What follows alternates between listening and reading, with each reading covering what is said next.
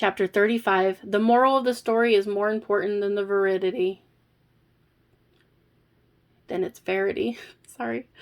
All good things come to an end, so they say. For Barry and for me, that time came soon. We had to say goodbye to our new friends, Saguna Ishvara and her husband Dharma.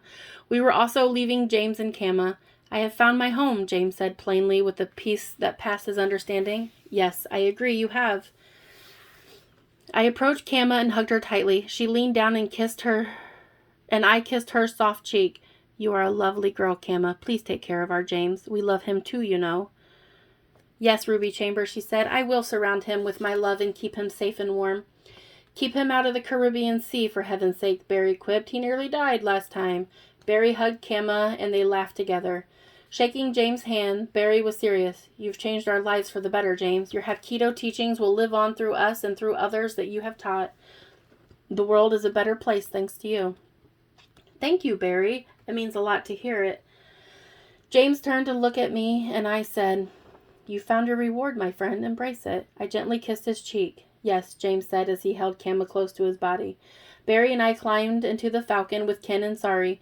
The doors closed and the locking port filled with water, and the Via Cthuians waved goodbye to us, James now among their number.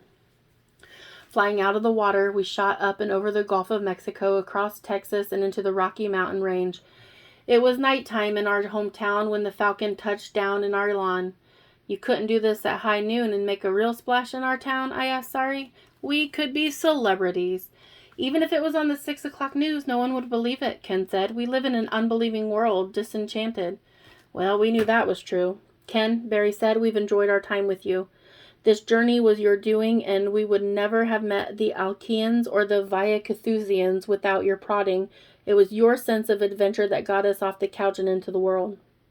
Under the world, I corrected Barry with a smile. Yes, Barry said, under the world. We will never forget you, and we hope you will come to see us one day, you and your beautiful companion, Sari. Barry shook hands with Ken before hugging Sari. You're a beautiful girl. Be good to my friend Ken, Barry said. I will love him with all my heart, soul, and strength. I looked at Ken, and the words were not there. My eyes filled with tears. Kuvara, I said. Ken nodded, and his eyes also teared. He is very special, Sari. Keep him in your heart, I said. Yes, Ruby Chambers, Ken Redmonton will always be the winds that blow through my heart chakras. I hugged her and kissed her cheek.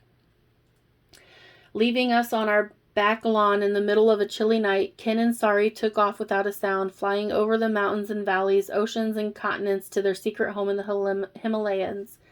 I'll miss my friends, Ken and James. I'll miss my new friends and their wives, Sari and Kama.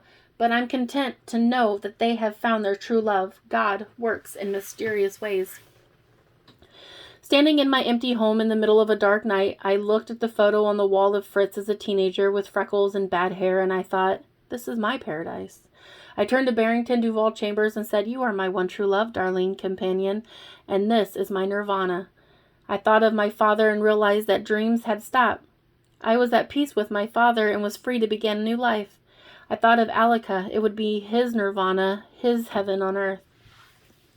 Barry hugged me tightly, and we both laughed at the clothing we were wearing. It was no wonder we were chilled in the mountain air. We were wearing Neo-Roman togas from Atlantis. Pulling back from our embrace, Barry laughed lightly and shook his head. Who's going to believe our crazy story about flying saucers and aliens and gods? Who's going to believe we visited hidden cities that are 12,000 years old? He asked. Forget it, I said. Maybe one day we'll think we dreamt the whole thing. One day our cognitive bias will tell us what we had just experienced was not at all possible. Smiling, we held one another in silence, letting our eternal souls commune with one another and with the universe. Maybe I made the whole thing up, dear reader, or maybe I experienced what no one else in this world could imagine. Just like the stories from the Holy Bible or from the Vedas, the moral of the story is more important than the verity. Just like the past life regression, the significance and relevance of this story is not diminished by the truth of the story.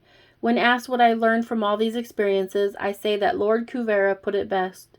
Just as a fist gripping a weapon cannot embrace, a heart holding onto hate cannot love. To learn this lesson, I had to go deeper. The end.